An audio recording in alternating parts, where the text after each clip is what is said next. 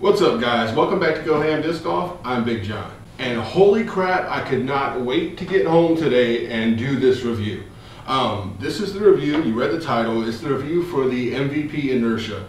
It's one of the newest distance drivers that MVP finally put out that everybody's been asking for. Everybody that likes MVP, we've been asking for him for a long time. They finally put him out. This is one of them. Now, I expect good things out of MVP. You guys know that I love their fairway drivers, and I expect anything they put out to fly just as well as my fairway drivers do.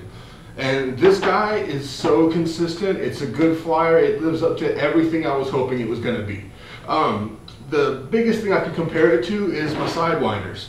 So when I went out to a field today, I was throwing sidewinders alongside with it. And they're very similar, guys. They are super similar.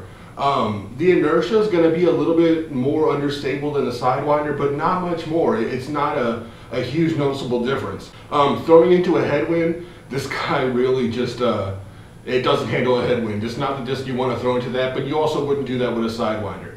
A tailwind, it's going to grab, it's going to glide forever on a tailwind, guys. It's just going to hold that Anheuser line and give you a huge S-curve and just do that forever. But if you can get yourself in this guy with a good throw, with great form, with good flick on the wrist and a lot of power, it flies extremely well and consistently well. To me, it feels like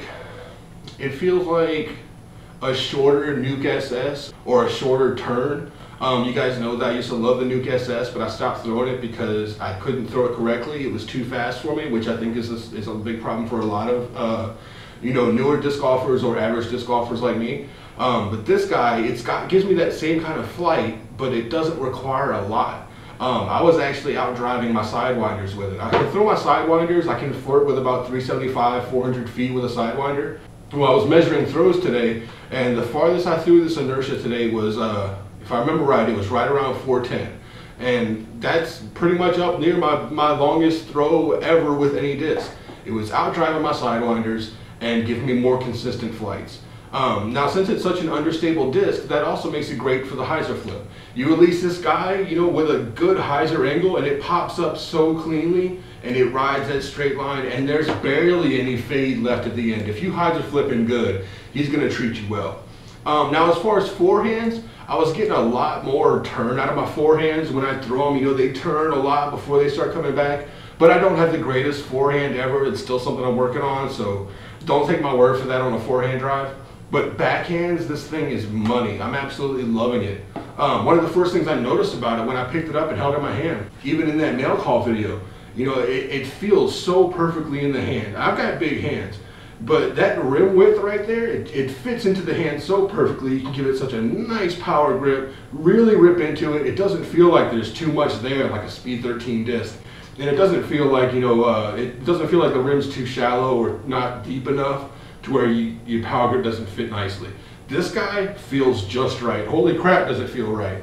But I was really excited to tell you guys about this disc. I think that it's one of those discs that sits right in that sweet spot that average players have, right when we're trying to improve our games and play better in tournaments and really try and start to get better. I think it's right in there. So if you're a fan of discs that are anywhere from between 7 and 10, 11 speed, this guy fits in there perfectly. It's going to do some great stuff for you, and it's going to do that great stuff consistently.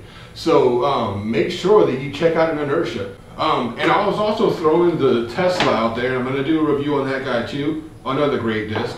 But if you have not had a chance to look at an Inertia yet, an MVP Inertia, check it out, guys. This is a great disc. And like I said, it's right in that sweet spot for us guys that are average or just trying to get better or even starting to get new through the game. Stay away from the Speed 13 drivers.